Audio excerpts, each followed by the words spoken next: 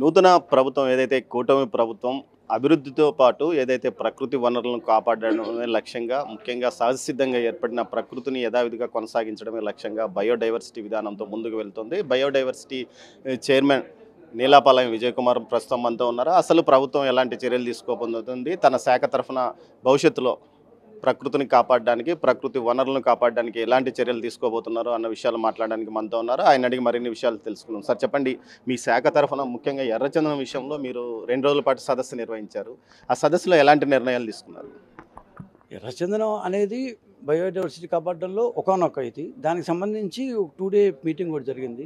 So ఎర్రచందనం మనకు అందరికీ తెలిసిందేమంటే ఫారెస్ట్లో నుంచి అక్రమంగా బయటికి తరలించబడి పోలీసుల చేత పట్టుకున్న వాటిని మనం యుఎన్ఓ నుంచి వాళ్ళ కోటా ఇస్తారు. ఆ కోటా ప్రకారం ప్రతి సంవత్సరం వేలాయిస్తాం. దాని సంవత్సరం ఒకసారి. ఇది కాకుండా బయట కూడా కల్టివేట్ చేస్తున్నారు, బయట మామూలుగా. సో ఈ కల్టివేట్ చేయబోయిన అంటే మామూలు ఫార్మర్స్ కానీ బయట వాళ్ళు కానీ కల్టివేట్ చేయబోయిన ఎర్రచందనం ఏ బేసిస్ మీద ఆక్షన్ చేయాలి? సో వీళ్ళు డైరెక్ట్గా ఆక్షన్ అంటే చైనా కావచ్చు, దాని జపాన్ కావచ్చు, వీళ్ళు డైరెక్ట్గా సంబంధ బాంధవ్యాలు పెట్టుకోవచ్చా? ఒకవేళ పెట్టుకుంటే ఈ దొంగతనంగా ఎర్రచందనం అంతా బయటకు వచ్చిన ఈ సోకాల్ పుష్పాలు తీసుకొచ్చిన ఎర్రచందనం అంతా మనం పట్టుకోవట్లేదు. ఎక్కడో కొంత తీరం దాటకుండా ఉండిపోతున్న ప్రమాదం కూడా ఉంది. సో ఇవి కూడా రైతుల ముసుగులో అమ్మేస్తారా? సో దీనికి ఏమేమి రెగ్యులేషన్ తీసుకోవాలి అని 2 డేస్ పాటు నేషనల్ బయోడైవర్సిటీ అథారిటీ వాళ్ళు 4 రాష్ట్రాల దాని పీసీసీఎఫ్స్ యొక్క దాని రిప్రజెంటేటివ్స్, దాని director general of foreign trade, director general of దాని రెవెన్యూ ఇంటెలిజెన్స్, మేము రాష్ట్ర దాని బయోడైవర్సిటీ బోర్డు. సో ఇవంతా మేము డిసైడ్ చేయడం జరిగింది.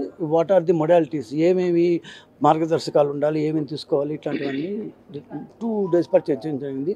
నెక్స్ట్ మీటింగు విజయవాడలో జరుగుతుంది. బహుశా మే ఫస్ట్ వీక్ అనుకుంటాం. దాంట్లో దాన్ని ఫైనలైజ్ జరుగుతుంది. సరే, ఈ ఎర్రచందనం వేలం అమ్మకం ద్వారా రాష్ట్ర ప్రభుత్వానికి ఏమైనా ఆదాయం వచ్చిందా? గతంలో 2014 నుంచి 19 వరకు కొంత ఆదాయం వచ్చిందని చెప్తున్నారు. ఈసారి ఏమైనా అమ్మకాలకు ప్రపోజల్ పెట్టారు? అది మీరు అంటే యాక్చువల్ వేలాన్ని నిర్వహించేది ఏపీ ఫారెస్ట్ డెవలప్మెంట్ దాని కార్పొరేషన్. సో వాళ్ళని అడిగితే మొత్తం డీటెయిల్స్ వస్తాయి. సో దీంట్లో మా యొక్క ఇదేంటంటే అడవుల్లో ఈ జీవ వైవిధ్యం దీంట్లో ఏ చెట్లు ఎండేంజర్ అంటే అంతరించిపోతున్న జాతికి వచ్చేస్తున్నాయి, వాటిని ఎలా మనం దాన్ని రిప్లెనిష్ చేయాలి, దీన్ని ఎలా మళ్ళీ రీప్లాంటింగ్ చేయాలి, ఈ అంతరించిపోతున్న చెట్లను ఏ విధంగా అంటే నాట్ ఓన్లీ దాని ఎర్రచందనే కాదు, ఇట్లా దాదాపు మన శేషాచలాన్నే మనం ఎగ్జాంపుల్గా తీసుకుంటే ఇవాళ ఇక్కడ ఉన్నాం కాబట్టి దాదాపు 519 దాని స్పెసీస్ అంటారు. ఇవి స్లోగా అంతరించిపోతున్నాయి. ఏమంటే రకరకాల మార్గాల ద్వారా ఇప్పుడు మన దాని మెడిసినల్ ప్లాంట్స్ కావచ్చు, ఈ కాస్మెటిక్స్ వాడే కావచ్చు, ఆయుర్వేదానికి వాడే కావచ్చు, ఇవంతా అడవి బయట అంటే జస్ట్ అడవి చుట్టుపక్కల ఉండేవాళ్ళు చాలామంది తీసుకెళ్ళిపోతున్నారు. దాన్ని మనం కొంతవరకు అడ్డుకుంటున్నాం, కానీ పూర్తి స్థాయిలో మనం అడ్డుకోవట్లేదు. ఆ చుట్టుపక్కల ప్రాంతాల వాళ్ళకి దాని మీద రైట్ ఉంది. ఆ రైట్ను కూడా మనం ఎన్ఫోర్స్ ఈ తీసుకునే వాళ్ళు మనకు బయోడైవర్సిటీ బోర్డు కొంత డబ్బు కట్టాలంటాం, కొంతమంది కడుతున్నారు, కొంతమంది కట్టట్లేదు. దాని ఎన్ఫోర్సింగ్ మెకానిజంగా మనం పూర్తి స్థాయి లేదు. సో ఇది ఇలా కంటిన్యూ అయితే ఏ విధంగా అయితే ఇప్పుడు ఎర్రచందనాన్ని మనం కొట్టకూడదు, హార్వెస్ట్ చేయకూడదు అనే స్థాయికి వచ్చాము, రేపటి నుంచి మెడిసినల్ ప్లాంట్స్ కూడా అంతే. దాన్ని తీసుకొని వెళ్ళిపోయిన దాని మళ్ళీ దాన్ని అసలు తీసుకోపోకూడదు. ఒకవేళ తీసుకుపోయిన తర్వాత దాన్ని రిప్లెనిష్ కూడా చేయాలి కదా. సో ఇట్లాంటి చర్యలు ఏమి తీసుకోకపోతే 4 రోజులకు ఒక 50 ఏళ్ళ తర్వాత మన యొక్క లైఫ్ కూడా స్లోగా వెళ్ళిపోతుంది. ఎందుకంటే మనిషి అన్నవాడు ఎప్పుడు ఇండివిజువల్గా బతకలేడు. అతని చుట్టూ ఉన్న ఇట్లాంటి ఫ్యాక్టర్స్ అన్నీ ఉంటేనే ఒక మనిషి బతకగలడు. సో ఇవేమి లేకుండా నేను ఒక్కనే బతుకుతానంటే so it's not possible. So ఇవన్నీ మనం కన్సర్వ్ చేయకపోతే మీ శాఖ తరఫున బయోడైవర్సిటీ తరఫున మీరు ఎలాంటి చర్యలు తీసుకోబోతున్నారు భవిష్యత్తులో? అంటే రాష్ట్ర వ్యాప్తంగా అత్యంత సముద్ర తీర ప్రాంతం ఉంది, ఒకవైపున పెద్ద ఎత్తున హార్బర్లు వస్తున్న నేపథ్యంలో ప్రకృతి సంపద నశించిపోయే అవకాశం ఉందని కూడా అంటున్నారు. ఇలాంటి పరిస్థితుల్లో మడాడవులు కూడా పూర్తిగా నశించిపోయిన పరిస్థితి. గతంలో ప్రభుత్వం కూడా కొన్ని మడాడవులను నరికించేసింది ఇళ్ల స్థలాల కోసం. ఇలాంటి పరిస్థితుల్లో మీరు ఎలాంటి చర్యలు తీసుకోబోతున్నారు? తప్పది, మరాడవల్ని నరికించి ఉండకూడదు.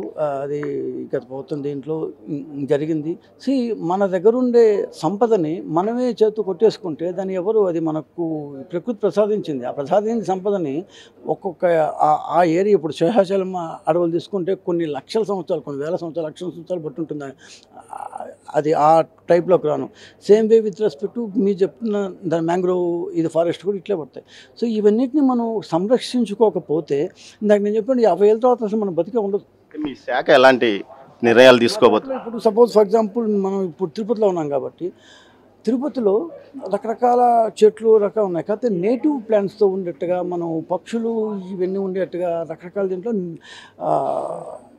బయోడైవర్సిటీ పార్కు మన తిరుపతిలో ఒక 10 ఎకరాల్లో ఏర్పాటు చేయాలని 10 నుంచి 15 ఎకరాల్లో ఏర్పాటు చేయాలని 3 days క్రితం కలెక్టర్ గారిని దాని తుడా వైస్ చైర్మన్ ఈవో గారిని అందరం కలవడం జరిగింది.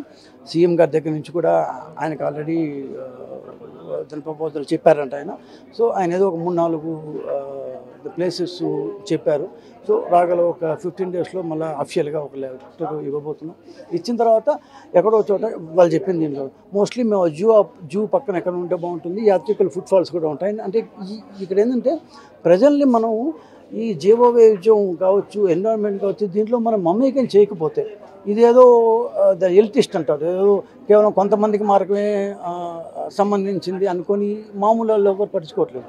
సో బయోడైవర్సిటీ బోర్డు కింద ప్రతి పంచాయతీలో మేము దాదాపు ఒక బయోడైవర్సిటీ కమిటీని మేనేజ్మెంట్ కమిటీ అంటూ ఒకటి ఏర్పాటు చేసాం. BMCలు అంటాం. అంటే ఒకప్పటి వాకర్ గ్రూప్లు ఎట్లయితే ఏర్పాటు చేస్తారో అట్లా ఏర్పాటు చేస్తాం. కానీ అవన్నీ బ్రహ్మాండంగా జరుగుతున్నాయంటే నేను చెప్పలేను, ఎందుకంటే వాటికి ట్రైనింగ్స్ ఇవ్వాలి. సో నేషనల్ గ్రీన్ ట్రిబ్యునల్ చెప్పింది కాబట్టి ఏర్పాటు చేశారు. మరి చేసిన దాన్ని ఎఫెక్టివ్గా రన్ చేయాలి.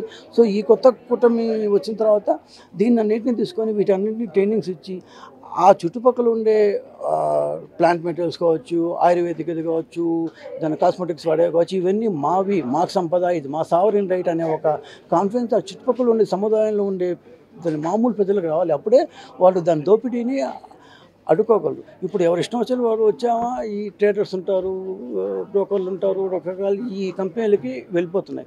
ఈ కంపెనీలు ఇవన్నీ తీసుకొని వాడుకుంటున్నాయి. వాళ్ళు స్నోలు, ఈ కాస్మెటిక్స్ పౌడర్లు, రకరకాల సోపులు గిప్పులు తయారు చేస్తుంటారు. కానీ ఆ తయారు చేసిన తర్వాత వాళ్ళకేమొస్తుంది, లేకపోతే గవర్నమెంట్కి ఏమొస్తుంది, ట్యాక్స్ రావట్లేదు ఒకటి పాయింట్. రెండోది ఇవి అక్కడ ఉండాలంటే మళ్ళీ ఇంకా అది రావాలండి. ఇప్పుడు ఇవాళ సరిపోయింది, రేపు వాడుకోవాలంటే సో దాన్ని మళ్ళీ మనం దాన్ని కన్సిడర్ చేయాలి కదా. సో ఈ ఇష్యూస్ అన్నిటిని మేము డీల్ చేస్తాం. బయోడైవర్సిటీ కింద గ్రామీణ స్థాయి నుంచి పూర్తి స్థాయిలో ప్రజలను జాగృతం పరచడమే కాకుండా మన ప్రకృతి సంపదను మనం కాపాడుకునే విధంగా చర్యలు తీసుకుంటామంటూ చైర్మన్ నీలాపాలెం విజయ్ కుమార్ అంటున్నారు. కెమెరా పర్సన్ పురుషోత్తంతో దామోదర్, తిరుపతి నుంచి. For more videos like this, subscribe Big TV channel.